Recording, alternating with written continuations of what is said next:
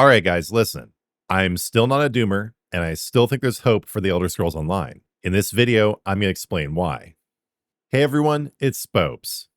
I've gotten a lot of flack recently for some of the perspectives I've expressed in a couple of my recent videos. People have accused me of putting out clickbait or farming tragedy. They've taken my perspectives I've put forward, which I honestly think were pretty nuanced, as overt doomerism, egging on the downfall of the Elder Scrolls Online. So before we get into the video proper, I do want to take a moment to address all of this.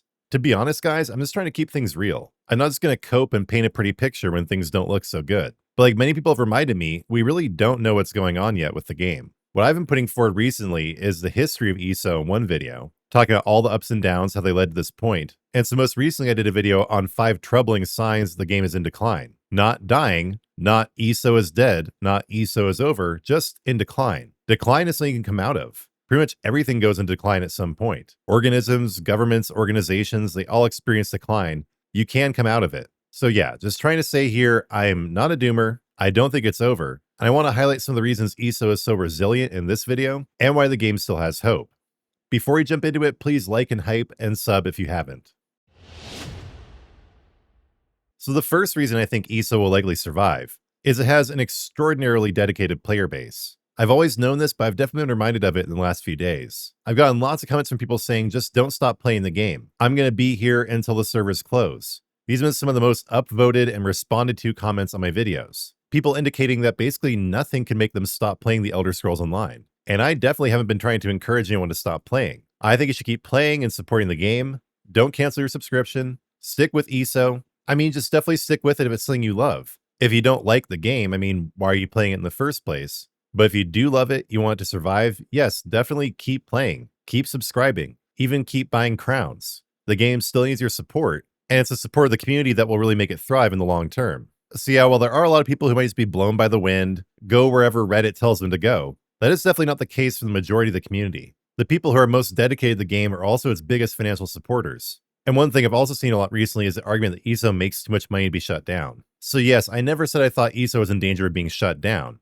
Definitely not. It will keep going as long as it's profitable. Literally, the worst thing I said is that the game is in decline, which I still think it is. But also, decline is not the same thing as doom. Decline is not the same thing as death. Decline is just decline. It's something you can respond to the right way and overcome. And staying dedicated to the game, sticking around forever, sticking around until servers close if they ever do. That is one of the best ways to fight back against the decline and make sure the game survives and thrives. And speaking of dedicated players, I've also seen a lot of people saying I'm jumping ship recently, just because I'm also making some Warframe content, which I would really encourage you to check out. That is not true. I am still playing the Elder Scrolls Online. I'm still making content on it, which you know because you're watching this video right now.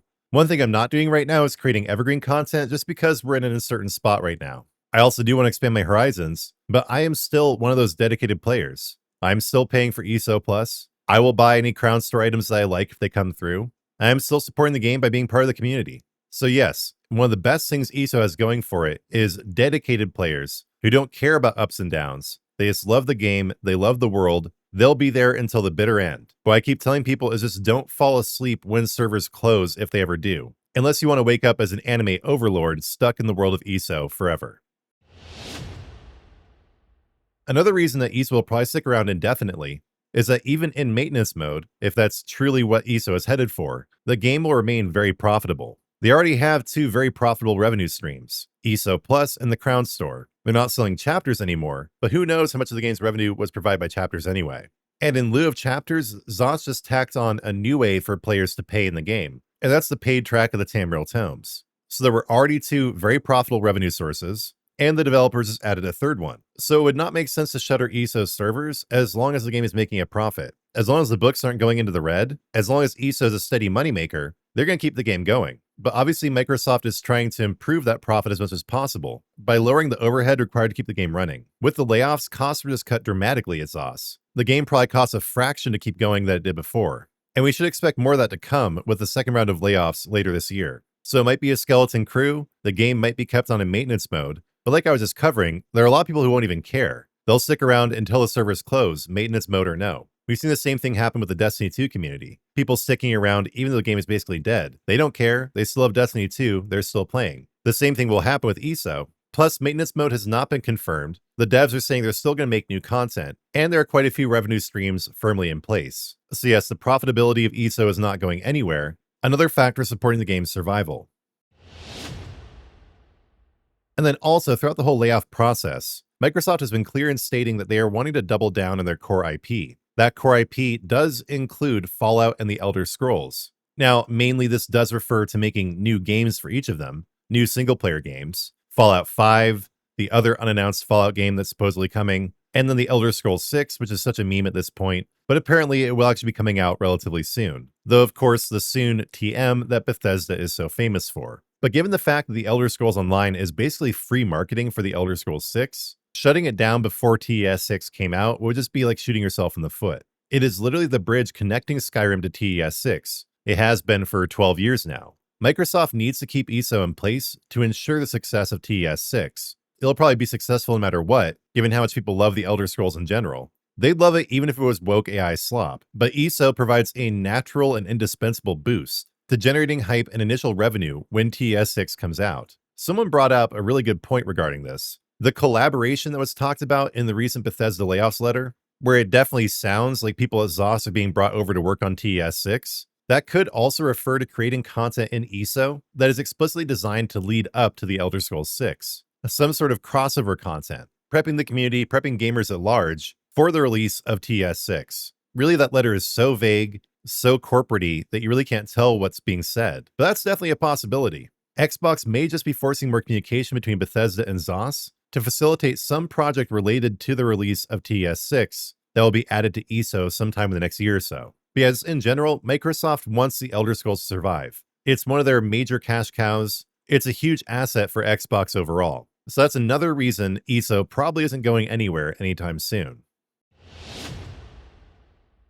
And then also, even though the likelihood of this goes down by the day, it is still remotely possible that the majority of people laid off at ZOS were dead weight. They were incompetent. They were DEI hires. They were redundant management. They were redundant in general. They were toxic to the health of the studio. They were holding other people back. Who knows? I think that's probably not the case for at least a few individuals. But I know for others, the community is not really sorry to see them gone. I did see one person saying maybe they cut all the wheat and only the chaff was left behind. I mean, let's hope not, right? But I think it's still too soon to say whether truly essential personnel made up the majority of the people laid off, or if the majority was, on the other hand, redundant or incompetent hires. So as people keep reminding me, it's too soon to say. They've been asking me politely or impolitely to just stop speculating, which I'm not going to do because this is the most interesting thing going on right now. I want to keep you guys informed. It's also what I'm interested in focusing on. People keep saying I'm just covering these topics to pay the bills. And what I respond with is if I was just interested in paying the bills, I wouldn't be covering ESO at all. I love this game. I think it's very interesting what's going on recently. I'm honestly a little bit too selfish probably in the way I do content. I've spent enough of my life just doing things I don't like doing. So now I only cover a topic if I'm genuinely interested in it. I think you guys like that authenticity. But yeah, this is the most interesting thing going on in the game to me right now. Season 1 is pretty mid. We're not seeing any new content for a while, and I'm not doing evergreen content at the moment for ESO. So yeah, I'm going to keep covering this topic, or this cluster of topics. And as we know more about who was laid off, whether they were essential or not, I will definitely cover that as well. But yes, we still don't really know exactly how damaging the layoffs were at ZOS. In my last video about the apparent decline of the studio, I covered a couple of points that seem to definitely indicate they have lost some capacity at the studio. But whether those were capacities that really needed to be there or not is the real question. Is it really necessary to make Crown Store showcases? Is it really necessary to have an online Crown Store? Or could eliminating that cost make the game healthier in other ways? We will have to see. We will just have to see over time whether dead weight was truly cut or whether essential personnel were lost.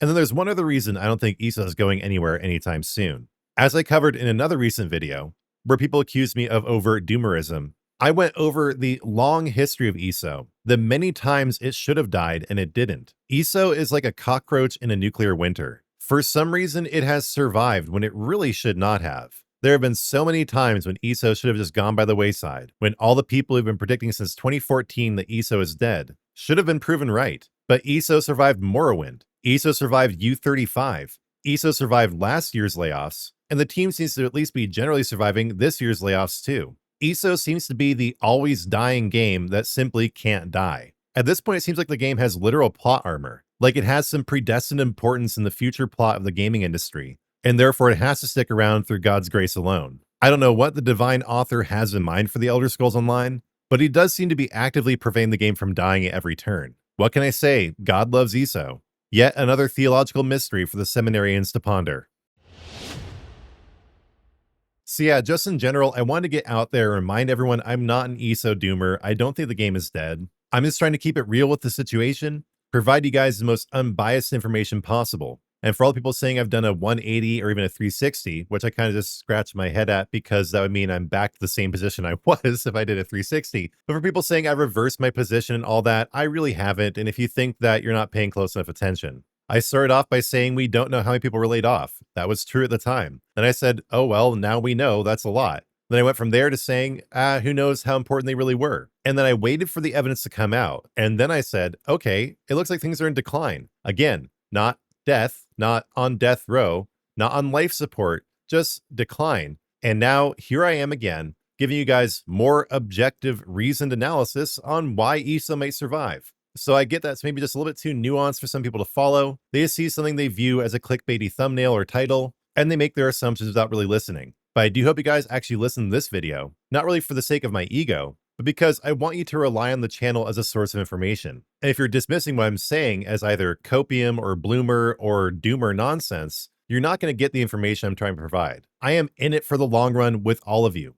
I want ESO to survive and thrive, but I'm not going to bury my head in the sand when things look concerning. And if you're having trouble processing all that, if the nuance is escaping you right now, I totally get that. I was really concerned and wrapped up in this for a while. But you know what really helped was going and playing a different game, not abandoning ESO. You know, you can actually play multiple games at once. I mean, maybe not literally, but in the same day, in the same week. I don't think anyone here is actually married to ESO. Taking a break and cooling my head in Warframe really helped me see things objectively. So yes, I would recommend going and playing Warframe. You're not cheating on ESO. ESO is not your wife or your girlfriend. Go play something else, cool your head a little bit, come back with a clear perspective. One more time, I am not a doomer. I am not saying the game is dead. I hope I made that clear with this brief rundown of the positive things that are going for ESO at this point.